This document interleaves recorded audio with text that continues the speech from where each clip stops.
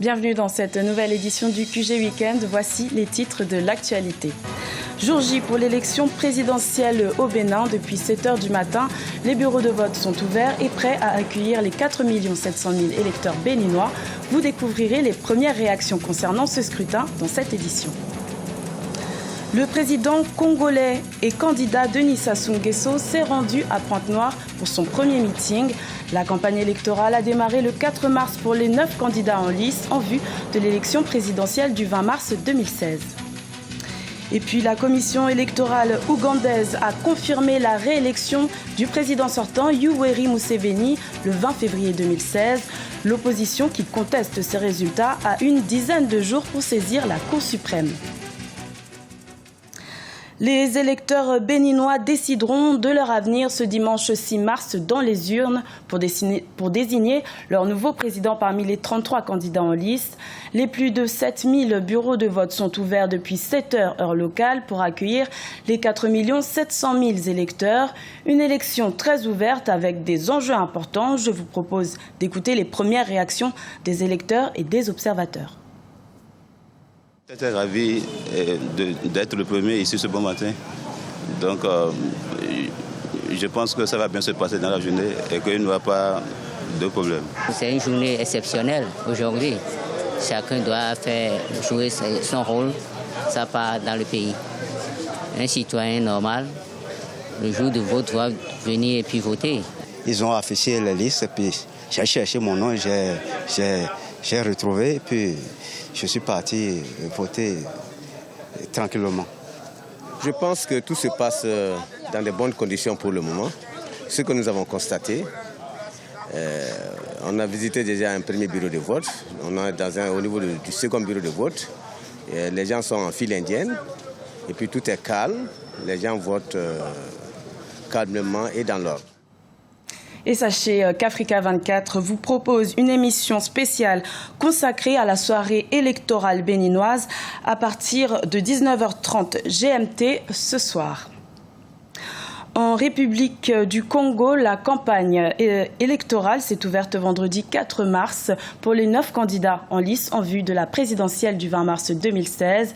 L'actuel président Denis Sassou Nguesso, candidat à sa propre succession, a tenu un meeting ce samedi à Pointe-Noire, deuxième ville du pays, pour y exposer son programme de société.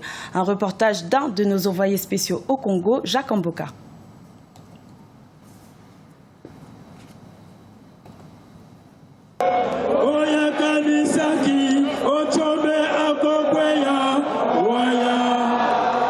Il est candidat à sa propre succession. Le président sortant Denis Sassou Nguesso a lancé sa campagne ce samedi 5 mars 2016 au rond-point Patrice Emery Lumumba à Pointe-Noire.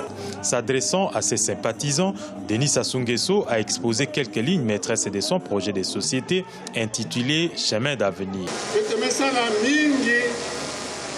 Ce programme de chemin d'avenir, nous avons construit des infrastructures routières et aéroportuaires, ce qui permet aux Congolais à ce jour de prendre son vol, d'atterrir à Dolisie, prendre son vol, atterrir à Pointe-Noire, atterrir à Brazzaville. C'est notre action contenue dans ce projet de société.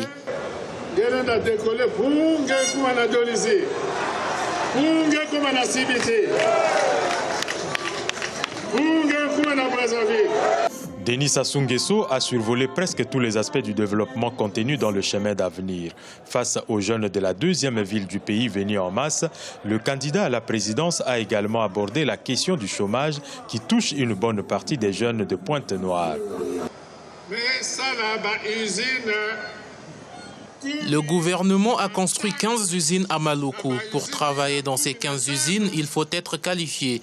Et si les jeunes ne sont pas qualifiés, nous devons leur donner une qualification. Il y en aura plus de 3000 emplois. Les jeunes qui sont qualifiés, il faut mettre ça aux qualifications. Mettre ça aux qualifications, il y a que près de 3000 emplois. C'était un Denis Sassou Nguesso très décontracté qui s'est adressé à son électorat de Pointe-Noire et des localités environnantes. Le candidat du pôle de consensus de Sibiti s'adressera ce dimanche 6 mars à la population de Ewo dans le département de la Cuvette Ouest.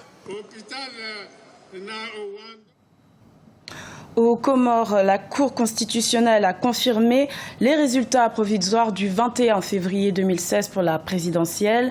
Même si elle reconnaît des irrégularités, celle-ci n'atteindrait pas 1% et n'influencerait pas les résultats. Le tiercé du second tour pour la présidentielle reste donc le même. Mohamed Ali Swalihi, Mouni Baraka Saïd Swalihi et Azali Assoumani s'affronteront pour le second tour de la présidentielle le 10 avril 2016. Le président Yoweri Museveni, réélu pour la 5e fois, la commission électorale ougandaise a proclamé la victoire du candidat et du président sortant Yoweri Museveni le 20 février 2016. L'opposition conteste ces résultats et dénonce des fraudes. Elle a une dizaine de jours pour saisir la Cour suprême. Deogracias Podo.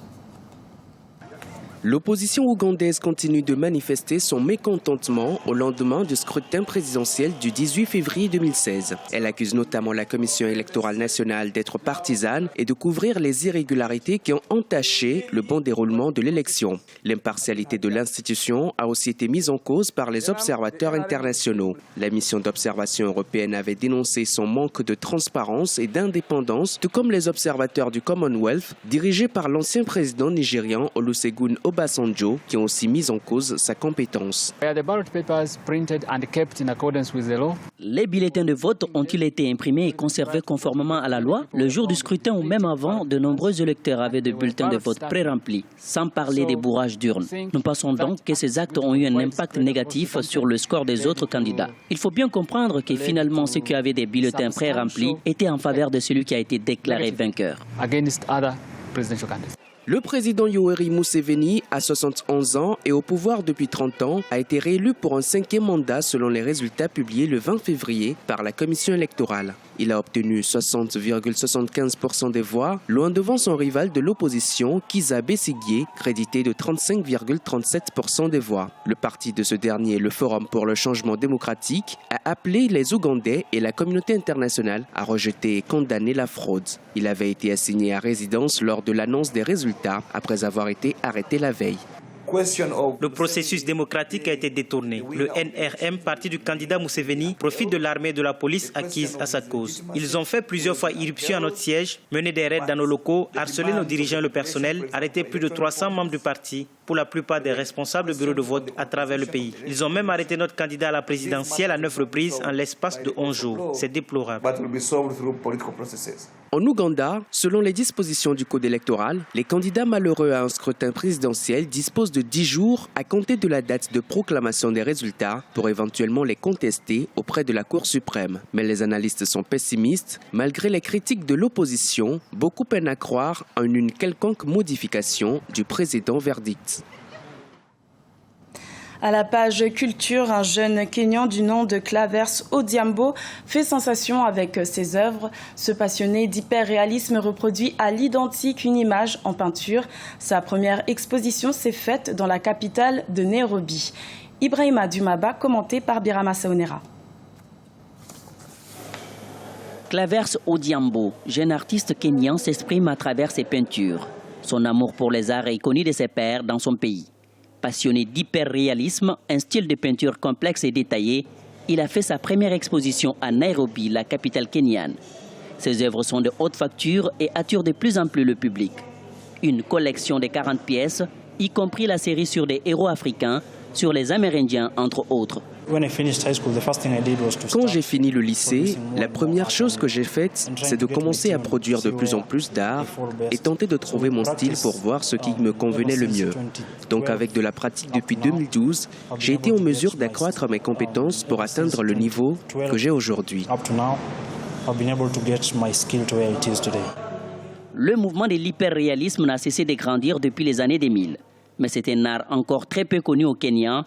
Malgré cela, Clavers Odhiambo crée des toiles hyperréalistes depuis 4 ans. Âgé de 23 ans, Odhiambo étudie actuellement les beaux-arts à l'université de Nairobi.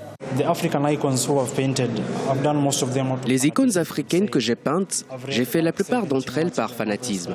Par exemple, j'ai lu à peu près 7 romans de chinois achébés.